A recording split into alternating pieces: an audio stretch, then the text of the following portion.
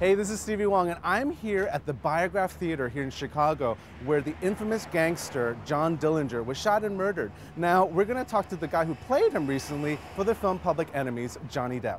What is this fascination with a character like Dillinger? And why don't we have people like that anymore? Well, it was a special time. I mean, for guys of that ilk.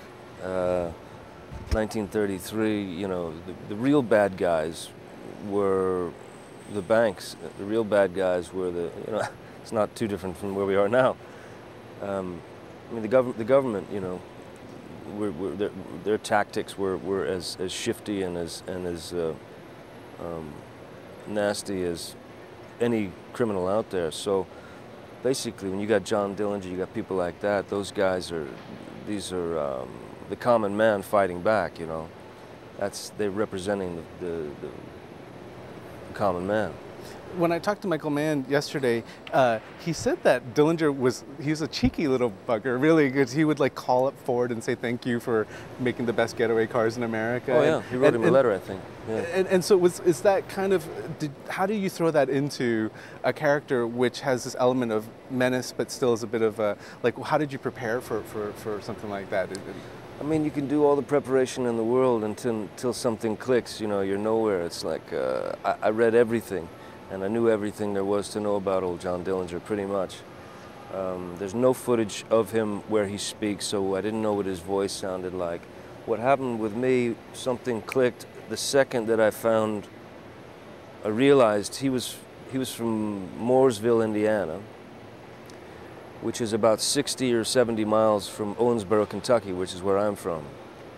And so suddenly I went, oh my God, that's it, you know, that's the parallel, that's it. He's my family, you know, I know this guy. Now I know what he sounds like, I know his attitude. He was basically my grandfather, you know, it's that kind of thing. My grandfather ran moonshine in the 30s, you know, into dry counties. He was a guy, he was a man's man, you know, who wouldn't take any stick off of anyone, and had a great sense of humor, and that helped me find Dillinger. Was it nice to almost channel the spirit of your forefathers in that day? Oh yeah. Oh, I enjoyed it very much, you know. And I truly believe that I got a visit now and again from old John Dillinger. You know? I have to ask, because it seems like you're at this place in your life that there's a calmness to it, and I'm wondering, did it take a while to get here, or were you always like this? Oh yeah, no, it's taken a while. What changed for you? Oh boy, probably the biggest change for me was kiddies. You know, having you know, meeting Vanessa and having kids, and suddenly having a very, you know, profound understanding of what is important and what isn't important. You know.